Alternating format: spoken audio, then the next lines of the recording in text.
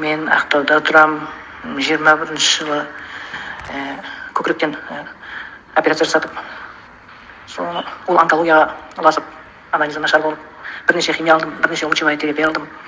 Содан кейін сол саумалмен емделіп жүредім. Осы өмір компаниясын естіп, сосын осында келдім. Келіп, ол кезде уже бәрін алып, бірақ әлсізбін. Тұла бойым бәрі қақсап тұрады, қолдарымды жұма алмаймын, сондай болып ауырып жүрдім.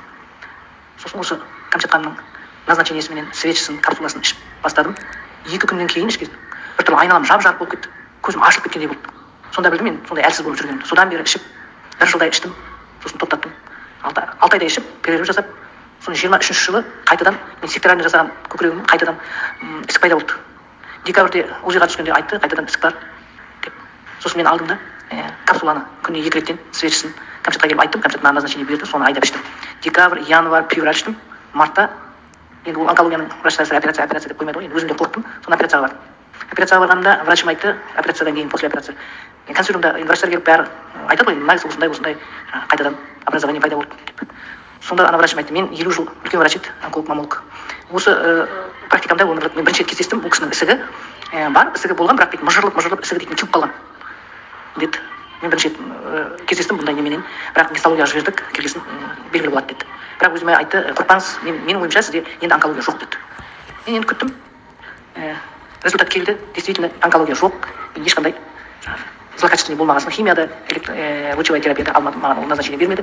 Сосын айттым, мен ацет ішіп едім дедім. Мен өзім ішімнен белгілі ацет ішкенмін. Сол ацетадан көріп отырмын енді ішімнен, бірақ мен оны врачқа айтпадым, гистология шықсын.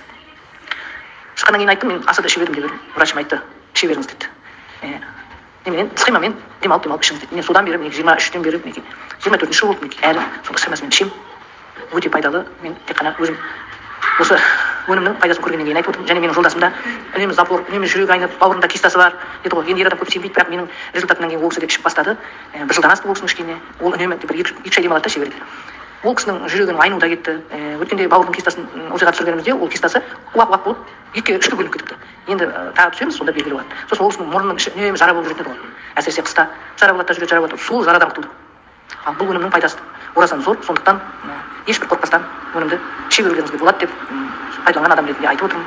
Дәрігерлеріме мыңда бір рахмет, Кірі ханым мен Камчат ханымның тек әр уақытта мерейі үстем болсын.